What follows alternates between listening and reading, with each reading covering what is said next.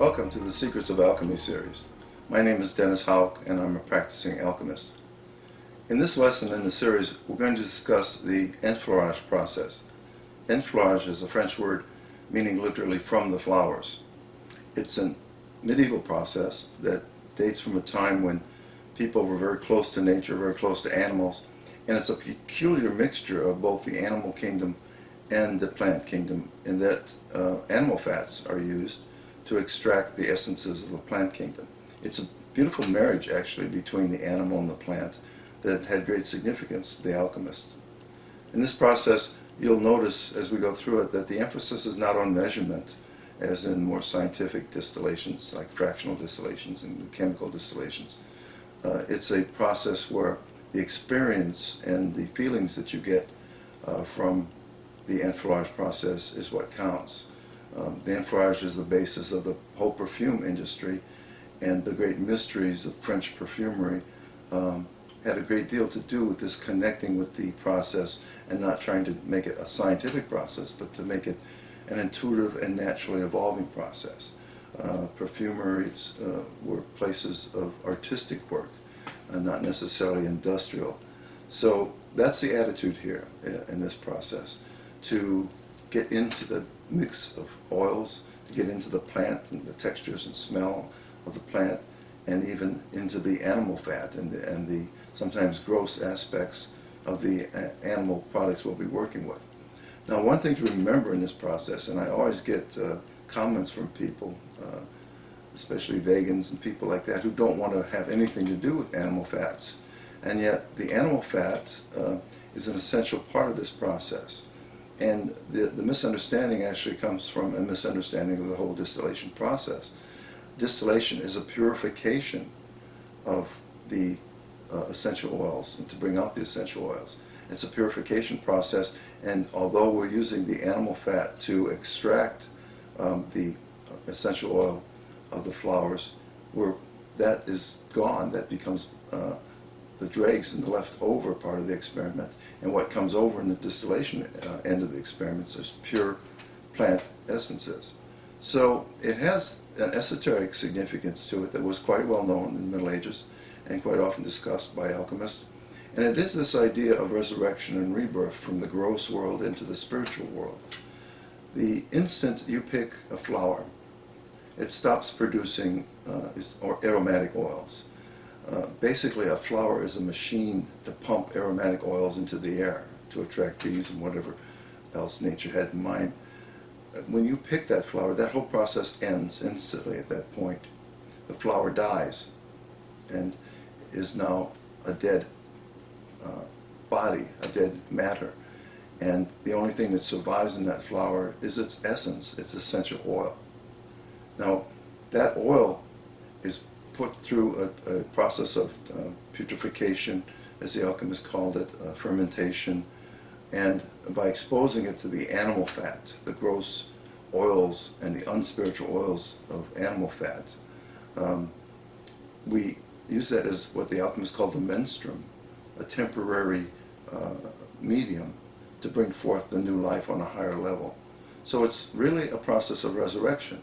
The flower has died, but its essence, or that soul of the flower, still survives and is rescued by this process of rebirth, by this gross process of decay and exposure to gross elements, and then brought up through distillation, which is really an ascending process in alchemy, and brought to the conclusion where it's pure spirit, pure oil, pure essential oil, the essence of that plant, just like the essence of an individual when he dies is the soul that survives. And indeed, oil is soul in alchemy.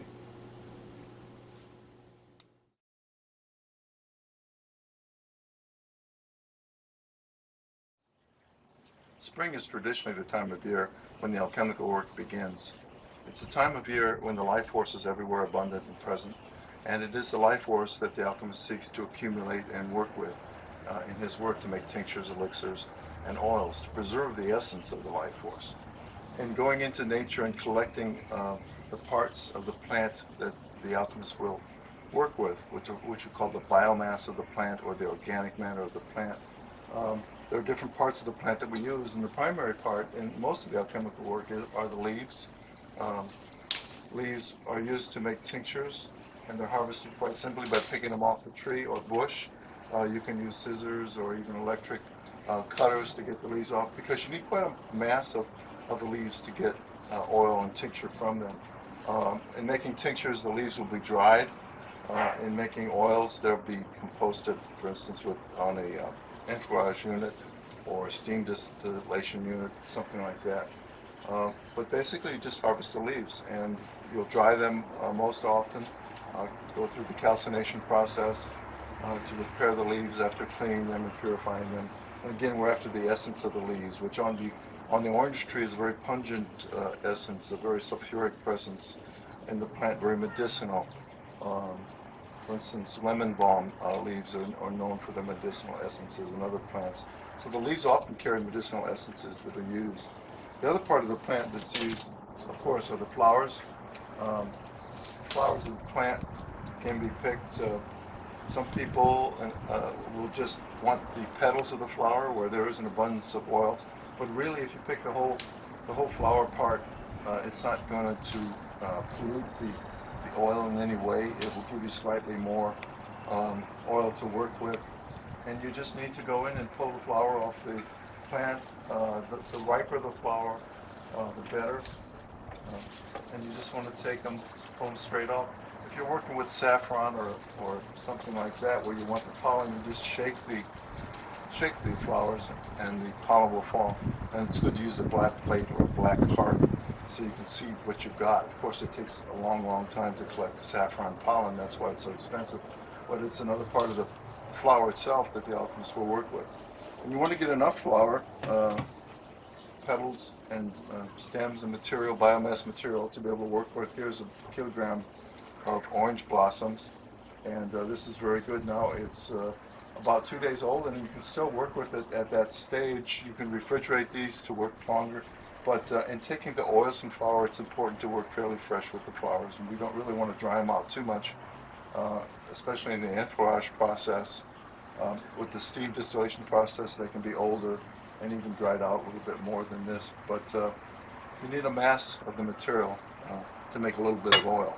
The other part of the plant are the fruit of the plant. For instance, of course, the orange tree. The fruits of the plants are very good for oils. They're also made for tinctures. The oils are contained, and the bioactive ingredients are contained in the peelings of the fruits.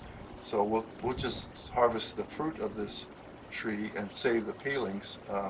The inner pulp and fruit itself contains too much sugar and water really to be very useful, except as a drink or something like that. But alchemically, to preserve and work with them for tinctures and oils and elixirs, it's the rind of the fruit that is used and preserved, and it's just a matter of cutting that off and dicing it up. The bark of the tree, the plant is also used. The barks last, of course, a long time. They don't need to be refrigerated. Roots of trees and plants are used. And here in the orange tree, we have everything that it's offering to us for our work.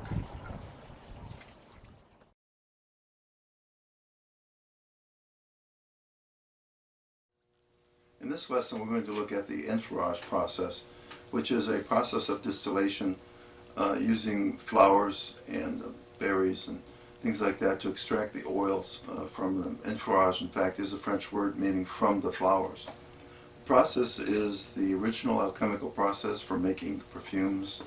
It uses animal fat, basically lard, as an emulsifier for the aromatic oils that are in the flower petals and biomass material. In other words, the lard absorbs the aromatic oils so that later when we distill them, they'll be processed as pure oils out of the lard. So it's a mixture of really bringing together the gross animal product with the highest part of the plant kingdom, a merging of two kingdoms, as you will, and the alchemists found a lot of symbolism in that, and they felt this was a very powerful process. After 1850, when organic chemistry came on the scene, they started synthesizing oils, and that continued to this day, when 90% of the perfumes you pay hundreds of dollars for are actually synthesized oils. They're basically atoms rearranged to mimic the odor and some of the chemical properties of these oils. But what's missing there? The basic life force that the alchemist was after, the basic life force that we went to the trouble of collecting fresh flowers in nature in order to preserve that life force, that is missing. And that is what the alchemist seeks to work with. That is the essence of this material that we seek to preserve. So synthetic oils are not chemical oils in any way. And while this may seem like a lot of trouble, and certainly it is in industry to go to this much trouble to make perfume, for an individual alchemist, this is a very interesting, to say the least, process, a process that you're involved in from beginning to end, and that also adds something to it. So if we look at the process, basically it involves an enfleurage apparatus, which is simply a vessel with some type of stopper on it, and a distillation or condenser coil. Now that's basically any coil, it can be glass or copper, that is separate from the vessel, that allows cooling of the vapors coming up from the vessel, and they condense in here. The copper condenser is the most simple condenser there is, and it basically uses the air for cooling. You can increase the amount of product that you're getting from this enfleurage apparatus or any distillation apparatus by cooling this condenser with wrapping it in ice, putting it into a cooling container, running water through like a glass condenser or something like that. So the difference of temperature, the greater the difference of temperature in these two parts of the process, the more oils will come off and the more product will come off. And then you need some type of stand to support the whole apparatus as you collect the oils. Now, you can also make this. It's a very simple apparatus. You can take a 1-quart canning jar and with a lid, pop a hole in the lid there and get some copper tubing, thin-walled, say 1/4-inch copper tubing. Thin wall is good because the regular copper tubing has a much smaller ID than the thin-walled copper tubing, which allows more product vapors to pass through and a quicker production time. And then get a copper compression fitting and simply connect it to the top of the canning jar. And that way you'll have the same type of process, not quite as convenient as working with a cork or something. And to make the copper tubing, you simply twist it around a broom handle or a pipe to get this configuration where there's a spiral effect, and that increases the surface area of the condenser in the air so that it does the cooling job.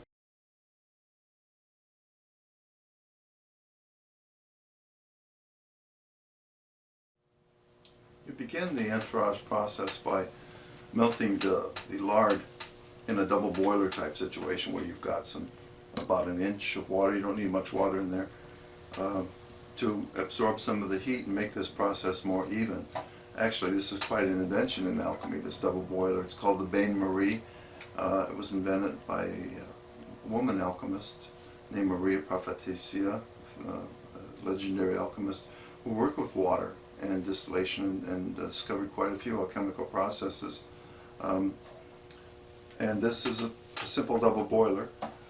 It was a breakthrough in alchemy because you didn't have to scorch the materials and expose them directly to heat anymore. You could make this a much more smooth operation, and that's what happens in double boiler. The water absorbs the heat from the crude flame and transfers it to the vessel in a smooth, continuous manner. You don't need much heat to melt this lard. It's animal fat that melts at body temperature, 98 degrees, and you begin the process by simply taking the mixture of lard, which again, this is a 1:4 ratio. In other words, there's 1 part of animal fat to 3-4 parts of plant material. For most applications, for instance, 1/4 pound of lard and a 3/4 of a pound of the flower petals is a good combination to work with. So, and you want to begin by melting the lard in the double boiler. Just simply put it in there until this starts heating up.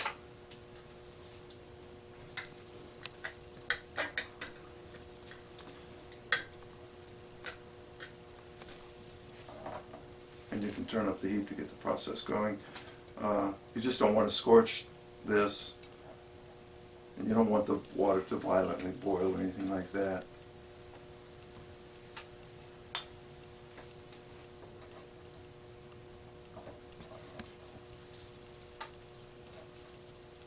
Now once this is fully dissolved and in liquid form, we're going to add the biomass material to it, mix it up very thoroughly together so that the oil is hopefully contacting all the surface area of the flowers, and that oil, this lard, emulsifies the aromatic oils. So we have two different kinds of oils here. The more volatile aromatic oils, which is really the basis of perfumes. The idea that the flower produces these aromatic oils to attract bees for pollinations or whatever, that's the mechanism behind this. In fact, the moment you pick a flower, this volatilization stops immediately. So it's a good idea to have the flower petals as fresh as possible to capture those oils, as much of those oils as you can. These oils, being volatile, are mixed in these heavier emulsifier oils, and they're extracted from the biomass material, and this process going, and that's the basis of the process. And then we have a mixture of aromatic oils with the grosser lard, animal fat oils in here in liquid form. We go through the distillation and separate them out again, leaving behind the heavier, less volatile lard, animal fats, and transferring over the lighter, more volatile aromatic oils that are collected in a jar or beaker or some type of vial.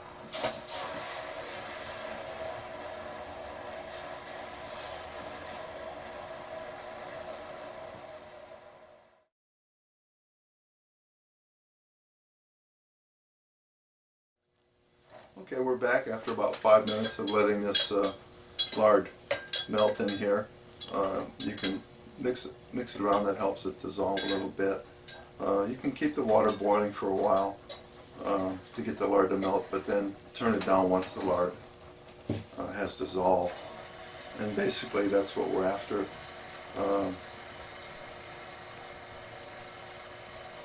So that it's thoroughly dissolved and no more chunks of undissolved fat in there, and that's all we need really. At that point,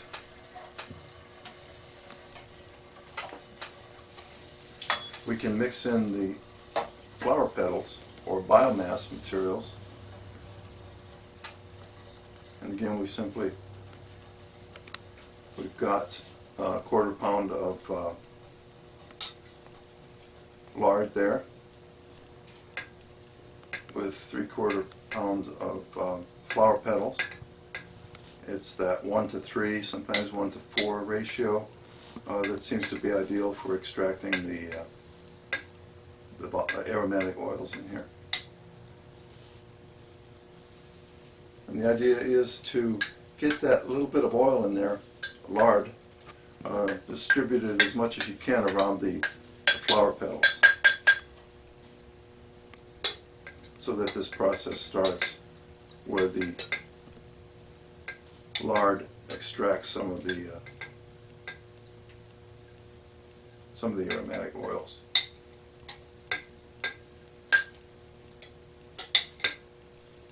You're going to lose a few flower petals like I do, but basically it's a rough ratio anyway. You can tell if you've got enough flower petal in there if they kind of start sinking like this, you can see that they're starting to be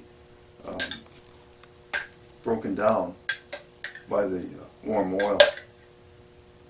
And the vessel that comes with the kit or the quart vessel is a very good indicator of how much biomass you can get in there. You can use it on a volumetric basis and simply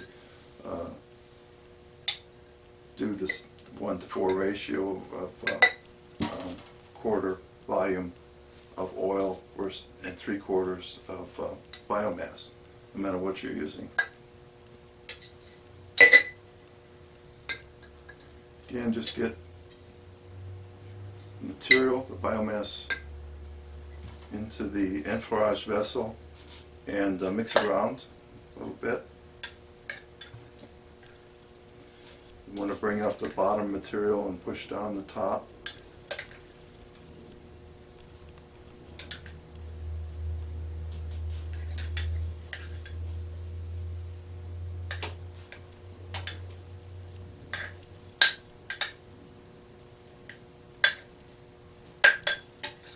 You've got it fairly well mixed. I mean, you don't have to continue with that process for a long time, because it's going to be hard to mix it because they start clumping together.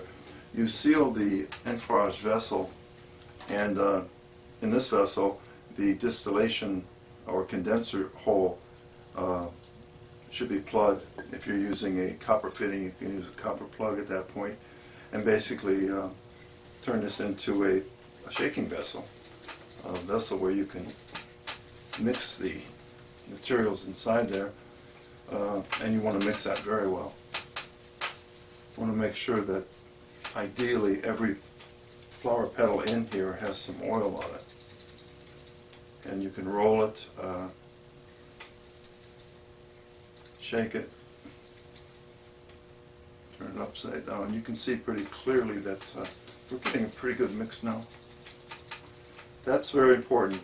The more mixing, the better mix, and the more evenly distributed that oil is in there, the more aromatic oil or perfume, essential oil you're going to get out of the process.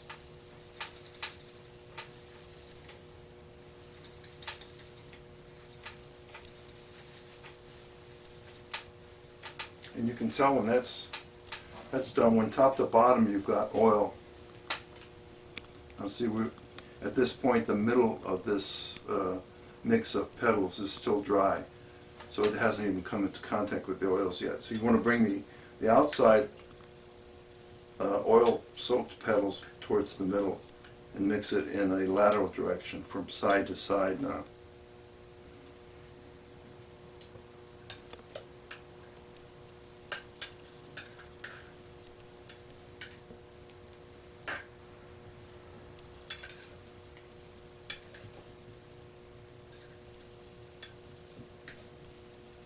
That oil goes a long way. As you probably know, if you've ever had kitchen spills, oil, just a very thin layer, goes a long way.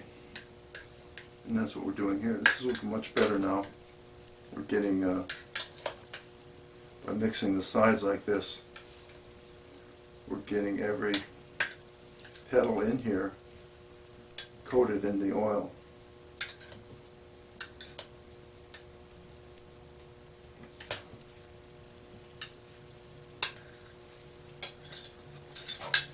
That's very good. That's got all that coated nicely.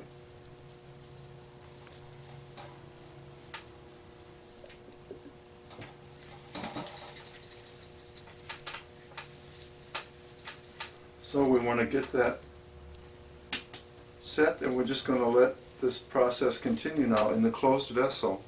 Just let it sit in a warm spot, and you can put it back into the double boiler if you wish, with just the warm water in it. That'll facilitate this process. Make sure the heat is off. And we're going to leave it set there for about an hour to let this process go on. And then we'll separate out the materials, recover that oil, which is going to have both the aromatic oil and the animal fat in it, and then we'll separate it through distillation. So see you in an hour.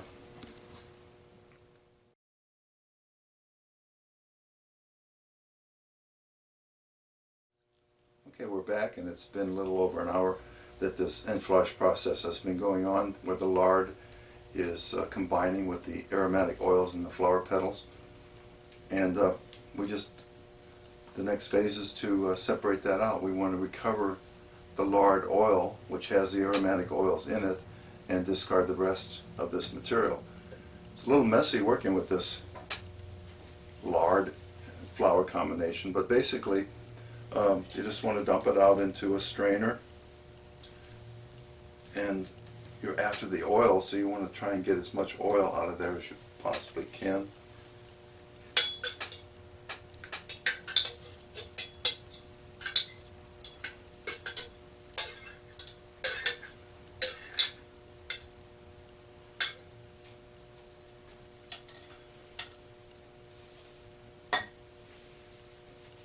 As you can see, this is pretty wet material, and the oil is starting to drain out right now.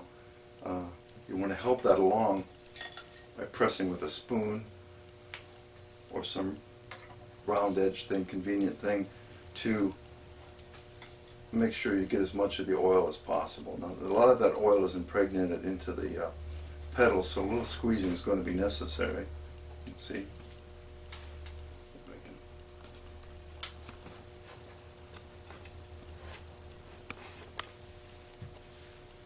Put up here, maybe you can see better.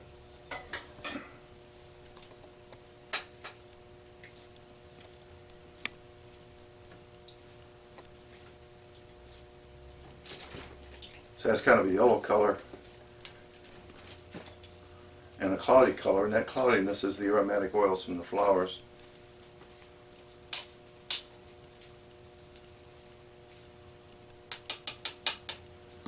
I'm going to use it private laboratory way.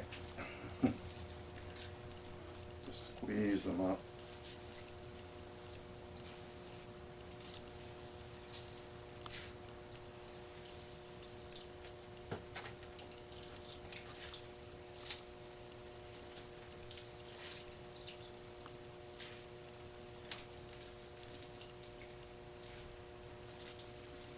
And a little bit of petal that falls in there. It's not going to disturb the distillation process, because actually you can distill all this mass if you want. It's just not quite as efficient as getting the oil out separately. And this oil that we're taking out now, you can actually put it back into the enfleurage distiller and put more fresh petals in it and use that same oil again, and up to 3 times. And that's when the oil becomes saturated with the aromatic oils. So it's basically any amount of lard can absorb about 3 times its weight in aromatic oils. I have found this to be the most efficient method of getting the oils out. Certainly cheaper than a press.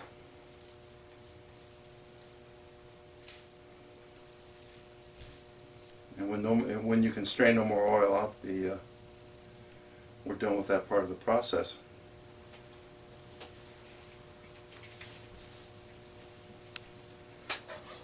There's the oil we're after, and that's the oil that we're going to distill now. And again, as I mentioned, you can use the same oil over again up to 3 times, and that just helps the extraction of the oils quantity-wise in the distillation process.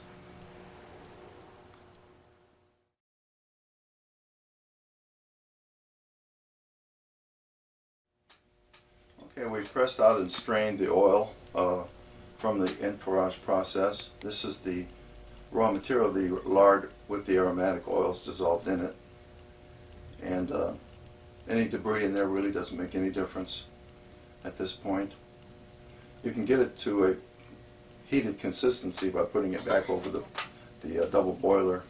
And all we do then is pour it into our distilling vessel. Put back in there.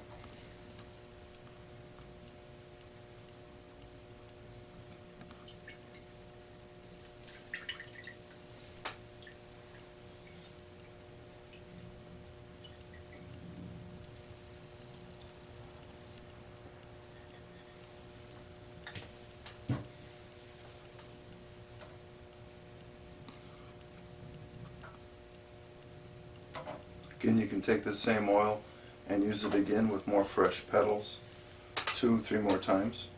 Then we set up the distillation apparatus. So the enfleurage process is now officially ended, where we're taking the aromatic oils from the petals, and now we have the oils that we want to distill. And the distillation process requires the introduction of another element that the alchemist felt was spirit, or something that would carry up. Anything that lifts up a process in alchemy or carries up a chemical is considered spirit, and the distillation process is very much a kind of a spiritual lifting up or ennobling, purifying of the raw materials. Alcohol is spirit in alchemy, and it's how it got its name in our modern vernacular. The alcohol that we use in alchemy, of course, is nature alcohol or natural alcohol. You never want to use isopropyl or denatured alcohol for this process. Any alcohol will do. It's best if it doesn't have an aroma. Vodka is fine. The highest proof, of course, is best. Everclear, White Lightning, things like that, 180 proof. That's great for chemical experiments. The alchemists made their own alcohol from grapes, which has the highest vibration of the alcohols of the spiritual fluids, and they actually distilled grapes over months and months up to almost nearly 200 proof. Grape alcohol is the ideal menstruum, as they called it, which means the medium that's going to carry over what we want into the world to give new birth to the higher or purified essences. So in this process we've been using about 1/4 pound of lard to 3/4 pound of flower petals or biomass. In that proportion, 1 ounce to 1.5 ounces of alcohol is enough to carry over the essences. So you simply add 1.5 ounces or so of alcohol, and the neat thing about this process is it's imprecise. It has a lot. The enfleurage process has a lot of medieval feeling about it. Everything has flexibility, and the concentration and the focus is not on measurement. It's on the process itself and getting connected with the process. So when the alchemist is doing this work, and in this particular process, you can't help but get involved in it. You can't help but get messy with it. It's the process that counts. It's not the measurement. So it's not really a scientific process. It's as you get better at this, you'll be able to determine the proportions almost intuitively by sensing things about the flowers and the content of the oil and what type of mixtures to make up. So don't ever become fixed to a formula in the enfleurage process. It's, as the French will tell you, it's very much a matter of the heart and following intuition in what mixtures come out. One perfume maker is going to make a much more different type perfume by his own personal involvement and using his own secret knowledge of what the ingredients should be and the proportions should be. So you want to mix up that mixture of alcohol and oil.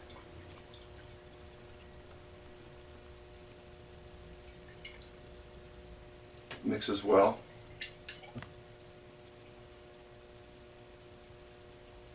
Mixes easily.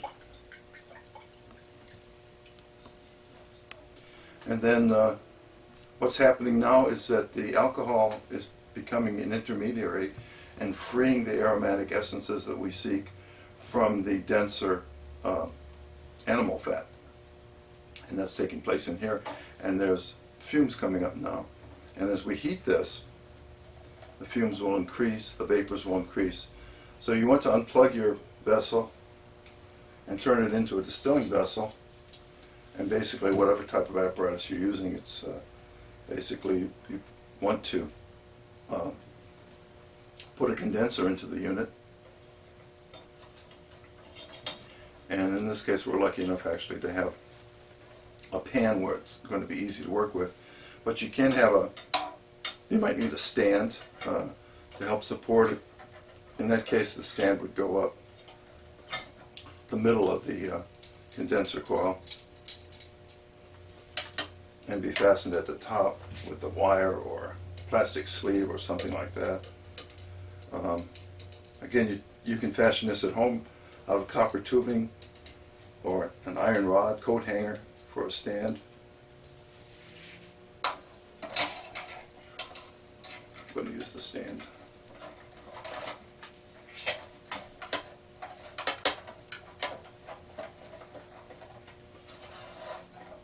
I'm going to set this up just so you can see it, how it would be set up normally. Normally you'd be on the stove top, where this would be straight across, and or with your hot plate you'd have to make adjustments like this. And then you want some type of vial or test tube or something to collect the distillate that's going to be coming off of this.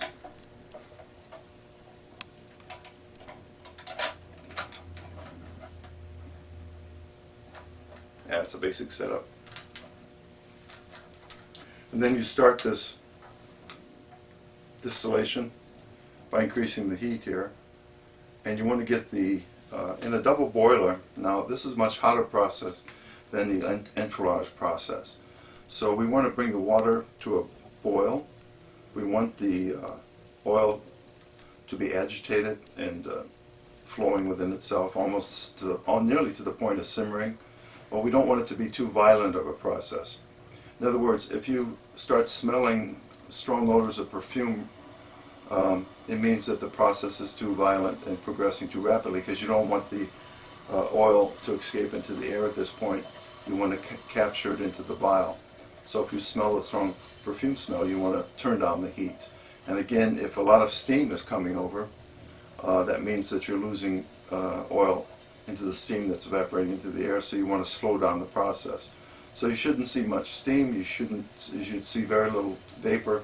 What you will see are droplets of water, watery liquid forming over here, normally very clear color, and within that water, which is called the hydrosol, which is also a valuable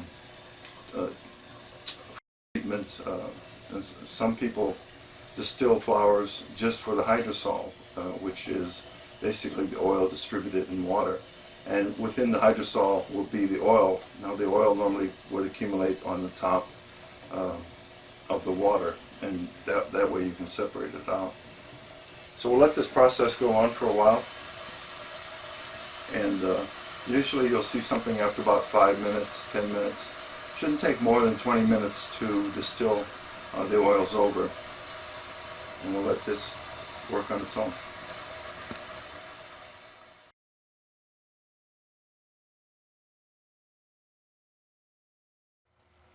Okay, we're back after about 10 minutes, and the distillation process is underway here. You can tell when it's begun, when the vapors inside the distillation vessel start forming along the edges here, and the heavier vapors start rising within the vessel itself, and they're transferred over. Now the cooler the condensing section is, the better, and the faster the operation will work. And this can go on for 20 minutes, half hour or more. Usually a half hour is about all the oil you're going to get transferred over from the alcohol, lard, aromatic oils mixture. The process really takes care of itself. Ideally, if we had a heat-proof vessel, a retort or Pyrex ware, we could put it right on the hot plate or stove, and that would give us a faster reaction too.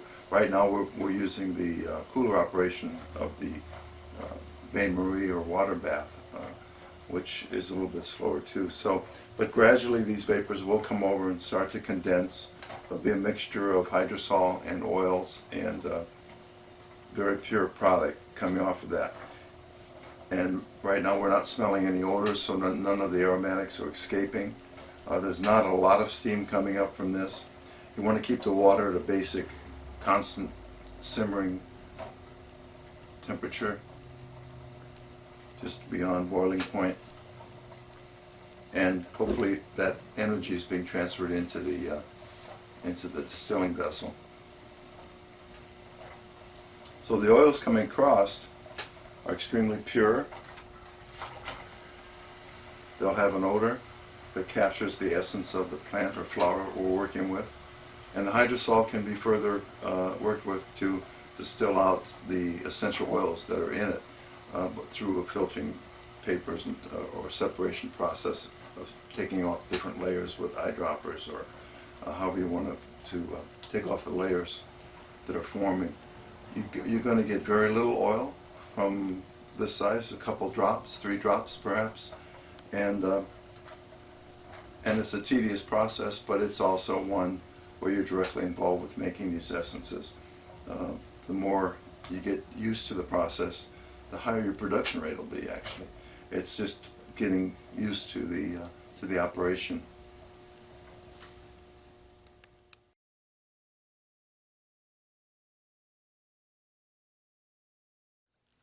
I'm going to take a moment now to review the entire enfleurage process. It's a 7-step process that begins, of course, with the collection of the biomass materials. In our case, we've used the orange tree as an example, and we've collected the orange blossoms from the tree. The blossoms produce an oil called neroli oil, Neroli, and it's popular throughout the world for its perfumey and flowery odor.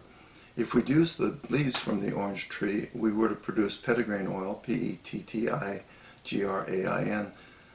which is a pungent oil used for medicinal purposes throughout the world, very popular too. And of course, if we used the peelings from the orange tree, we would have produced orange oil, useful for its cleaning properties, antiseptic properties. So the orange tree actually provides us with a lot of medicinal herbs, a lot of useful oils, and is very popular to use in the enfleurage process. The second part of the process is, of course, setting up the unit, just simply bringing together all the apparatus, and going through the trouble of finding a place to do it, kitchen table, garage, wherever. It's good to have a central location where everything can be handy, because it's a continuous process that does require your attention and presence. We bring together the double boiler system, the heater, hot plate or stove, and the distilling apparatus, whether homemade or bought, and spatulas and bowls and things like that, everything handy at one place. And the next part, of course, is beginning the enfleurage process itself, which is basically setting up the double boiler or the heat-proof vessel with the lard or animal fat within the vessel, and melting it down at a low temperature, slowly melting it down so it isn't scorched or heated too strongly. And that is the beginning of it. The enfleurage process, which is the next step, doesn't really begin until the flower blossoms are added to the oil. That's when the extraction and the actual enfleurage process begins, and that goes on for about an hour. And we let those oils be extracted by the emulsifier, animal fat oils, and it all takes place within the vessel then within about an hour. And the 5th step is actually extracting those oils that are combined with the lard, extracting the aromatic oils that we're after of the orange blossom. And we do that through the distillation process by adding the alcohol spirit to the oil that we've squeezed out of the container and the vessel, and bringing that together in the distillation process, which is the next step in this process. And the distillation is a higher heat process. The oils are transferred over through a process that connect with the alcohol spirit and are raised up in the process and transferred over into the cooler collecting vessel. So once we have the oils, we've collected them in a vessel, in a container, a vial, test tube. That's the final step in this process, the 7th step, which is really, if we have a lot of moisture in our product, there'll be hydrosol mixed with the oils. If there isn't, there'll be just a few drops of oil there. And in any case, it may be necessary to separate out the oil one more time in our collection unit by using an eyedropper to take the oils off the top of the water if there is any, or simply collecting them and storing them as we produce more and more oils to reach the quantity we're after. Basically, if we look over the entire process of the enfleurage, we see the principles of alchemy played out in a kind of medieval way. It's very precise process. It's a go with the flow type thing. It's follow your intuition. It's follow accidents. If you spill some petals or oils, don't worry about it. Continue with the process. And it's the process that counts, not the measurement or trying to stick with any set pace or time schedule, anything like that. We also see in this experiment the levels of alchemy, the principles of alchemy expressed, the tria prima, or the three principles, the three supernals as it's called, the three principles of reality that are present on all levels of reality, body, mind, and spirit. And we see in the oils the what's called the sulfur of the plant, the soul of the plant, its energetic essence that is immortal and continues through time. And we're retrieving that soul, that immortal essence, through the process of distillation. And so sulfur in the plant alchemy is the oil of the plant. Mercury is the intermediary that brings over the soul, or is the spirit that rises up the soul and resurrects it, in a sense. Mercury is that thing in between the above and the below that gives us our hope of transformation and our hope of saving the essences over time. So Mercury in this case is, of course, alcohol, the spirit of alcohol, which is used as a menstruum or some temporary combination ingredient that combines with the element and brings it up to the new state. And finally, the more obvious part of the experiment that the chemists work with is simply the salt, or the material itself, the matter itself, with no spiritual components considered. It's the dregs of the experiment at the end of the experiment. It's the depleted flower blossoms that we discard. It's the ashes of experiments. It's the body, the leaves, the stems that are left over after we've extracted the oil. It's the body that is returned to the earth, returned to dust, and that kind of idea. So there's a lot in the enfleurage process, a lot of alchemical symbolism, a lot of history, and a lot of you goes into the experiment too. And that's something you can experiment with to see how your attitude and how your philosophy at the time and how pure you feel you are, or even the day of the week, the planets in the sky. There's a lot of variables in the experiment that are very interesting to follow. So have fun with this process and use it as an introduction to medieval alchemy and how it was practiced.